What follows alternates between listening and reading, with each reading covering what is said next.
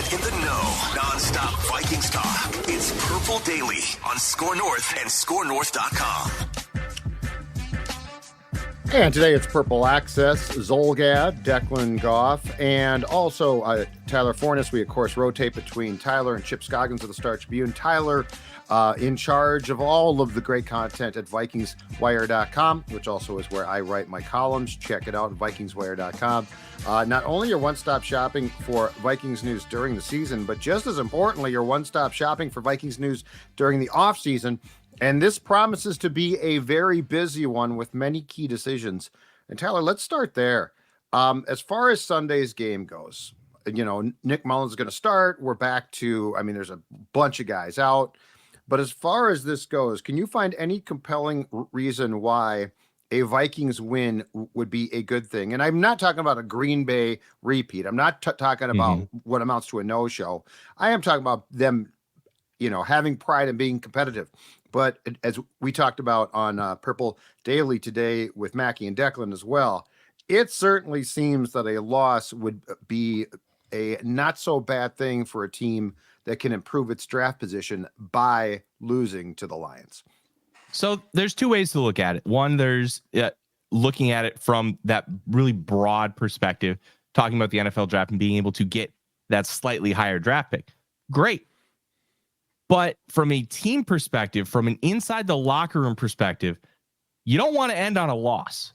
You want to end in a positive note. You want to end by winning a football game. Ideally, you want that game to be the Super Bowl. That's the goal of all 32 teams coming into every single season. You want to hoist the Lombardi Trophy in the middle of February.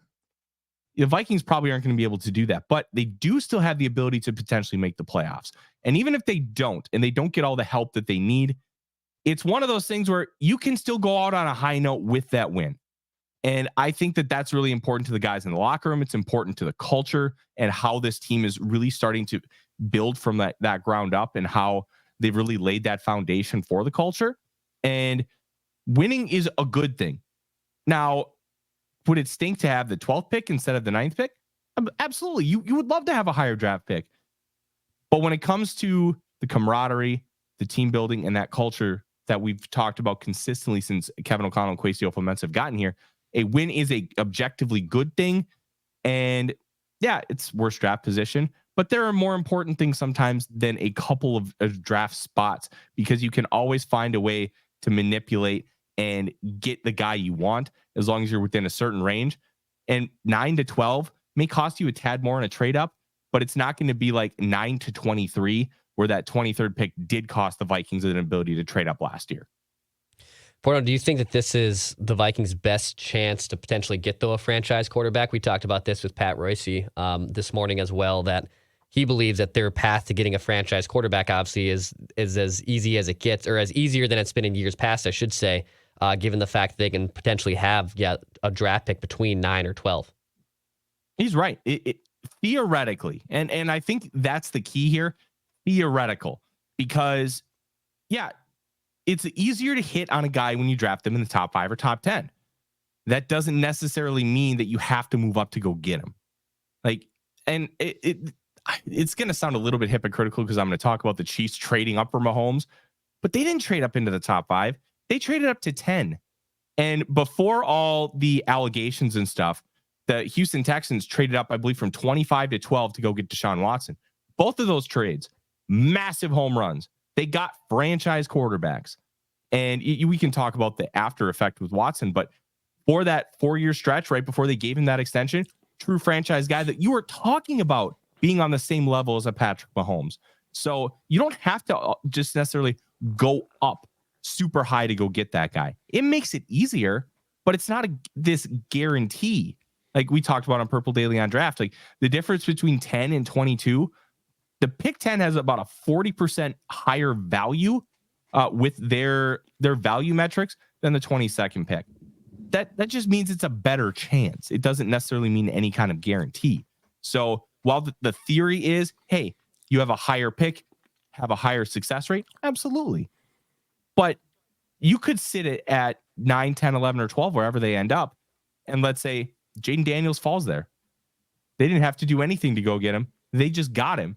So I think it's more about the situation they walk into and the coaching than just having that super high pick. Because I think you could make an argument that they take defensive line, and that should be the number one priority just because of how poor that defensive line is right now. They have the worst pass rush win rate in the National Football League, the only team under 10% that with their defensive line. That does not include Danielle Hunter. We're talking the interior guys. So all in all, yeah, it's probably their best chance, but franchise quarterbacks can come from pretty much anywhere. You just have to find the right guy. I think you just hit on a very, very important talker in the fan base. I think for the most part, is going to hate this, but I think you nailed it. And it's this: if Kirk Cousins comes back, and there's plenty of reasons to believe they want Kirk back. I'm not saying it's a done deal. They've told us that. Right. But I buy it too. Like there's a lot of times I don't buy. I think they lie a lot. In this case, I don't think that they are telling a lie, but you just hit on the key thing, which is this: if Kirk comes back, and it's my opinion, Jefferson's going to get a contract. Like I think this whole thing of, well, he might wait and see who the quarterback is. He is not going to turn down the chance to get an extension. He just missed significant time, and God forbid he gets hurt next year without a new contract. Like, it doesn't make any sense. All of that being said, my point is this: if all of those things transpire and Kirk is throwing to Jefferson, I think you nailed it. I think they go defense, probably defensive line or an edge if Danielle leaves first round. I don't think they take a quarterback if Kirk returns, because guys like Kirk and Justin aren't going to say, hey, it'd be really great, get a guy to sit behind me, right? They're going to say what you're thinking, which is that defense needs improvements. And we are, again, competitive rebuild, always trying to win now. So I think that's a conversation that a lot of people are dismissing because of the assumption of a QB Forno. And I don't think that they should be. It's a really tough conversation with Kirk Cousins, and it all focuses around the Achilles injury. If he didn't get hurt, or let's say the injury was different. Let's say he broke his left arm, where it wasn't a significant break, but it was enough to keep him out for the season. All right. Yep. I don't think anybody really questions bringing back Kirk Cousins, because it's not going to impact him throwing the football. It's not going to impact velocity. It's not going to impact mobility. The Achilles can impact all of those things. And we may not have a true answer by the time his contract voids March 15th. Now, I think it's March 13th that the window of free agency opens, and March 15th is when you can start signing those contracts. That's why it voids on that day. So if you're looking at Kirk Cousins, you have to have a contract signed by the time that voids. Otherwise, all that 28.25 in dead money hits, and you can't move it. You can't touch it. It's there. You have to eat it. So it's a really concrete structure window. You have until that moment to be able to sign it. He may not be able to truly throw the football with any kind of movement or like utilizing his legs until that point. So you have to be able to answer that question with his recovery, that you're going to feel confident enough that that Achilles is going to be good. And that's where this whole thing gets murky, because if it was a different injury, we're probably not having this in-depth of a conversation.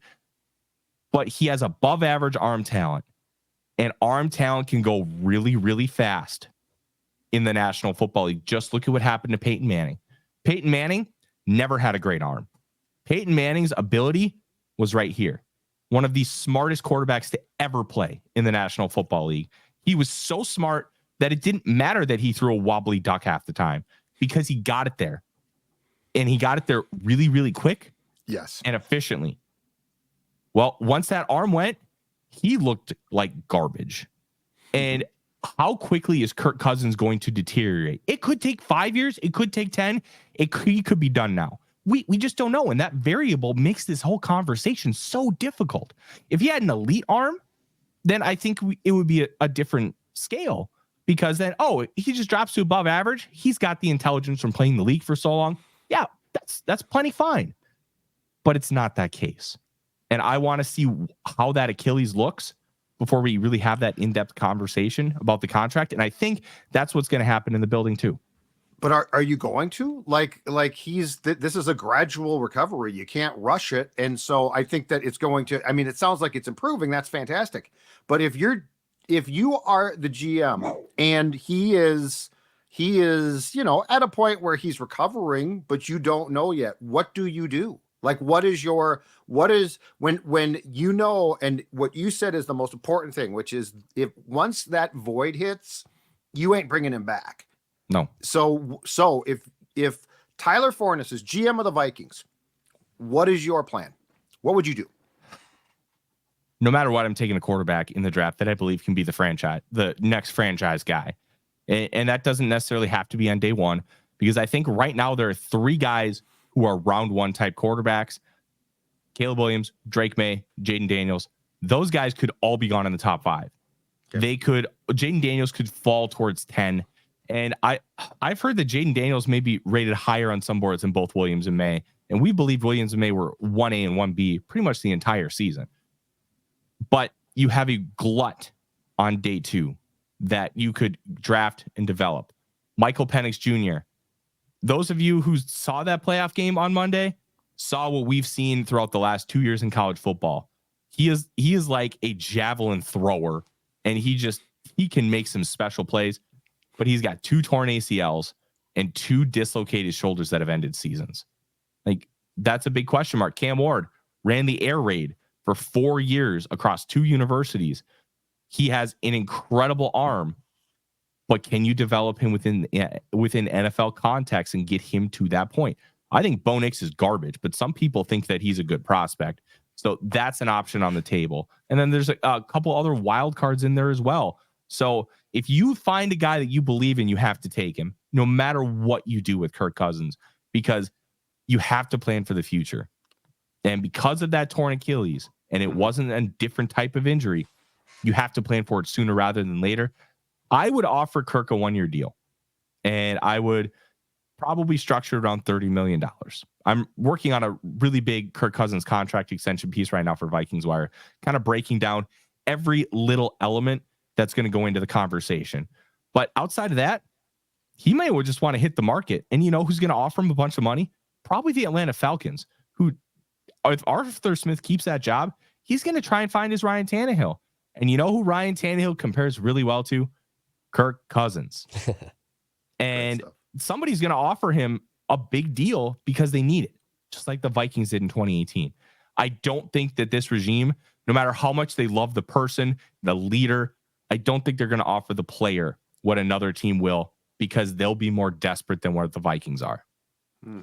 Forno, what do you look at the timeline wise though with Kirk here? Like with that Achilles rehab, is this something that is going to linger past into free agency? Like, can he even sign a deal right away? Like, I guess uneducated question here, but how does that even play out for him? Is this a deal that will take a long time, or is he going to be allowed to ink a deal right before or during the first couple hours of free agency?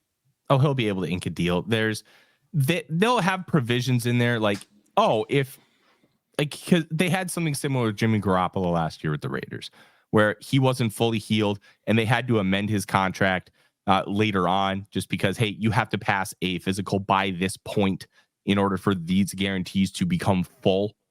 And he wasn't able to pass that physical. They modified some things and they made it work. There are ways to get around that.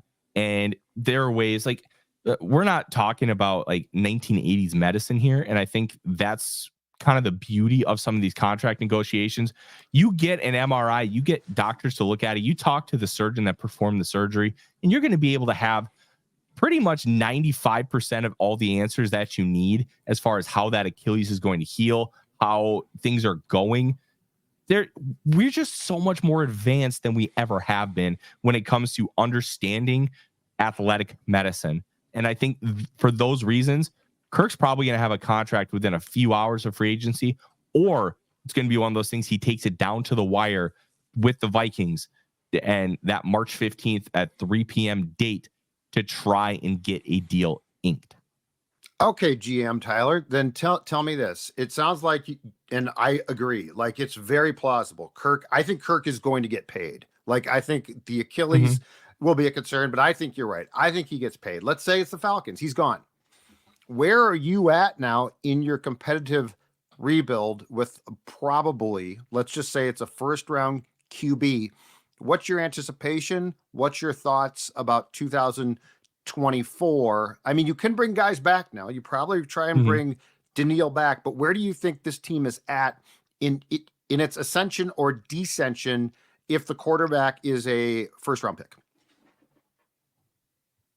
It really depends on that quarterback would play year one.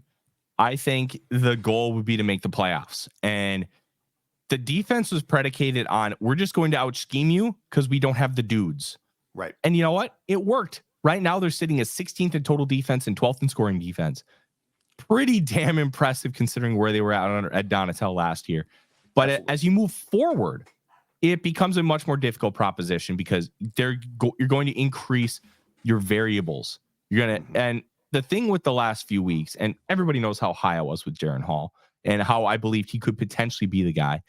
Well, I don't think he is anymore because of kind of what we've seen. I don't think his road is over. I don't think he's a lost cause, but he certainly didn't step up when he had the opportunity to. And now you kind of have to look forward. Okay, if I find a guy in round 1 or round 2 I really like, I think you have to jump on it. And you may have to just be like, okay, we're going to give this guy an opportunity to play earlier because it's not a lost season. But by giving him the opportunity to play through some mistakes, unless you're signing a guy like a Gardner Minshew, who Minshew has the Indianapolis Colts on the precipice of both a playoff berth and a potential division championship as that backup guy. You end up with a guy like that, you can feel comfortable starting him maybe the whole season, but you're not going to be this next level type of team. And I think you may have to take a slight step back at the quarterback position because of the situation with Kirk Cousins. I don't think they had the plan to do this initially, but with injuries, things change. And I think you just may have to be like, okay, we're still going to try to win. We're still going to try to be competitive. We're just going to have to do it in a different way. And by surrounding that quarterback with everything that they need to be successful, and they're just going to have to figure it out. And by bolstering that front seven on defense, those things will make a big impact to try and help you be competitive next year. But it's like I said, nothing's a guarantee. And sometimes you just have to take a risk with a young quarterback.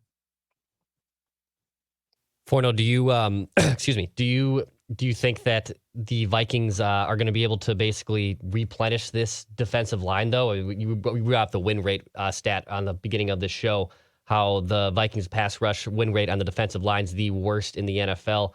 I mean, that's got, and we talked a little bit about this on Purple Daily on Draft, but is that going to be too tough to build up overnight, essentially, or in one off season? Yeah, it'll be too tough to fully fix in one off season, but you can make improvements. The one thing that I would do is I'd get that big boy. I want that big boy.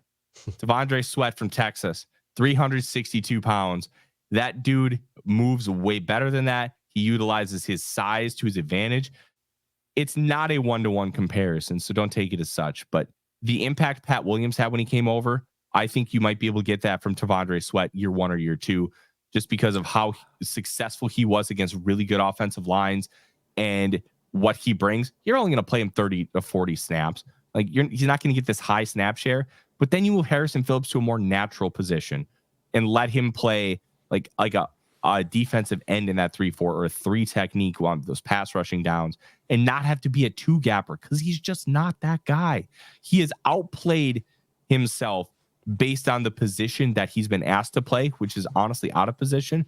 So now you all of a sudden strengthen him, and then you still have to continue to building up that defense line. Jonathan Buller's been good, very serviceable starter, but you still need more as far as a pass rush element. And it's not a one-off season thing. It's likely a 2-off season thing, but you can make enough improvements to stabilize the position and go from like 32nd to 20th in pass rush win rate. Like you're not asking for miracles. You're just asking for improvement and to bolster that unit as a whole. And I think by doing so on day 2 or even day 1 of the draft, you can make a really big impact there. And a big guy there is so important, like a good one, like a real guy that can eat up gaps. Especially in a 3-4. It's so much more important. But I mean, I want those guys now in this league. If you have athletic big guys, I love it. But you're right, 3-4, it becomes imperative. Okay, so it's likely that Sunday's game against Detroit is the last game of the season because I think the Vikings playoff chances are at 3%. Mm-hmm. So I've got a question because the draft is essentially your life, okay? But I want to go back in time, and I want to go back to the 2022 Vikings draft.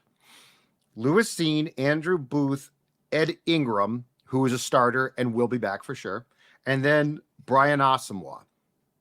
Those are your first 4 picks in Kwesi's first draft. Where do you think those 3 guys, Seen, Booth, and Asamoah, are at? Like, is there Seen, I looked it up. I didn't realize, and I guess I'm not shocked, he hadn't played any defensive snaps this season until the Packers blowout loss. What's your thought process there? What's your feeling about, one, the chance that all 3 are back? And I guess the most important question, are they at this point in time, because they're going to be going into their 3rd year, are they salvageable, or are they all salvageable as far as being contributors next season? So it's a really difficult question because there's so many variables behind all this. That's why I'm here to ask you the tough questions, though. I'm glad to help. My theory is this, and I kind of started believing in this theory after having a lot of conversations. I think the big issue is that they were drafted specifically for the Vic Fangio style scheme, and now they don't fit at all with what Brian Flores wants to do. And kind of here's the thought process behind that. When you have a Vic Fangio style scheme, the idea is soft coverage and swarm the football. And when you swarm the football, it's okay to have guys who aren't the best tacklers, because theoretically, if Lewis Seen misses the tackle, Booth and Asamoah are going to be right there. And then it's a gang tackle mentality, so it's fine. In this defense, it's aggressive but disciplined. And it's something that I kind of identified early on. I'm like, okay, are they just too aggressive and not disciplined enough for this defense, and that's why they're not playing? Well, then it was brought to my attention, they're really, none of them are great tacklers. And that's a problem, because a missed tackle in this defense could mean 20, 30 yards. And you can't have that. You have to be disciplined. You have to be a good tackler. And you have to do those things the right way. You have to be consistent with it. Well, none of them are. So that's a problem. And I don't know if they're salvageable with this team. I don't know that they're not. I think it's going to be an off season of trying to understand and trying to develop and see where they're at in training camp. I know you wrote about it for me at Vikings Wire with Lewis Seen, that he may potentially be done with the Vikings after this year, which, if a team's willing to fork over a 3rd round pick for the guy, and I'm not saying that it's a good value, but I'm saying, look, he's a 1st round pick. He had a catastrophic leg injury and he barely played in year 2. Like, if somebody offers you something like that, you probably take it, just to, okay, cut your losses.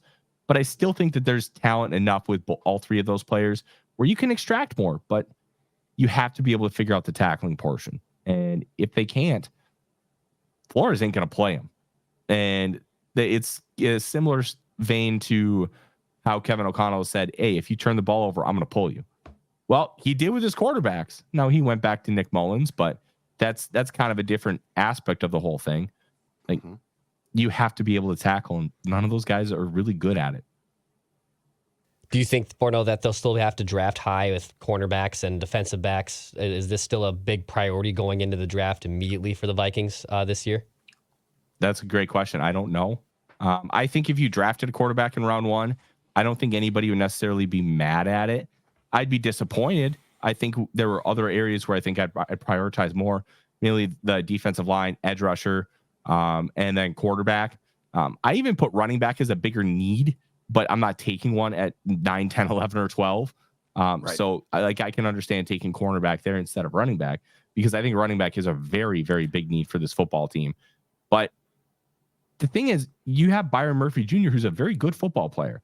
Caleb Evans, outside of the last 2 games, had a really good season.